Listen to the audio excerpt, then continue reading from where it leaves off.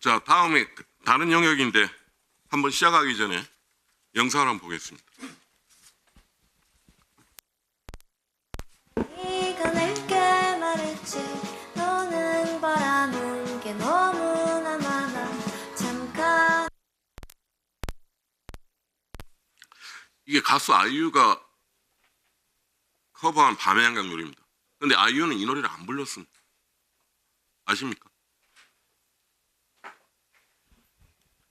예, 이게 딥페이크 말씀하시는. 그러니까 이 노래를 아이유가 안 부른 걸 아시냐고요.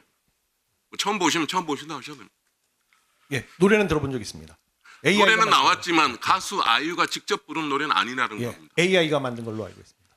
SNS 상당히 화제가 됐습니다. 아마 조회수가 350만을 넘었습니다. 또 하나 보겠습니다.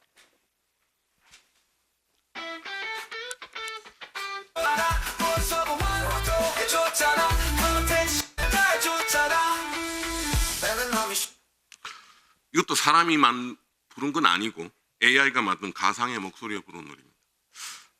자, 이제 이런 게 하나의 트렌드 문화가 됐습니다. 근데 아까 맨 처음에 밤행경 노래를 들은 아이유 목소리가 사실상 도용된 거죠. 학습 내용이나 이런 것들 정확하게 확인할 수는 없습니다만 예, 가능성이 높다고 생각이 됩니다. 두 번째 영상도 타인의 사진을 무단으로 합성해서 사용한 거라고 볼 수 있는 거죠. 예, 아마 이것도 비슷하게 볼 수 있을 것 같습니다. 그럼 어떻게 봐야 됩니까? 이 AI 커버 곡들에는 저작권 수익료, 이 처리 방식에 대해서는 저희가 이제 위원회 쪽에 자료 요청을 했습니다.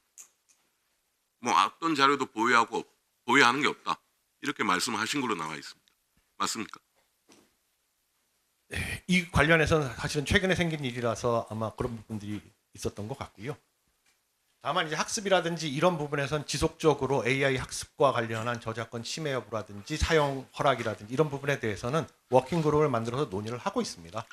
그래서 이런 부분들은 이제 저작권에 좀 해당되는 부분들이 있을 수 있고요. 예, 물론 이게 얼굴 음성 트렌드가 같은 경우에 예, 새로운 트렌드고 해서 그렇지만 이게 전파 속도라는 게 워낙 빠르기 때문에 대중적으로 이건 하나의 굳어지는 추세로 봐야 됩니다.